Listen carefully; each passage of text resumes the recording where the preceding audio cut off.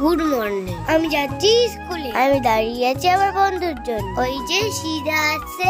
অনেকদিন স্কুল ছুটি ছিল, গরমের ছুটি। এবার স্কুলে যেতে হবে, ভালো করে পড়াশোনা করতে হবে। এই যে কি সুন্দর একটা ফুল ধরেছে।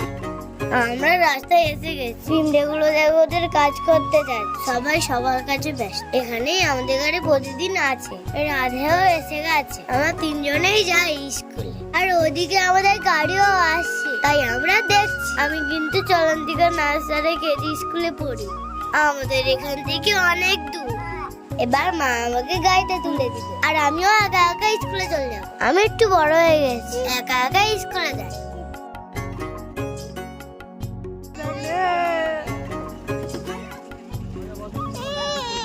স্কুলে যাচ্ছে ভাই কাছে। আমি স্কুল থেকে এসে গেছি। স্কুলের টিফিনটা খাওয়ার সময় পাইনি, অনেক পড়াশোনা করেছি, তাই ঘরে এসে একটু খাচ্ছি।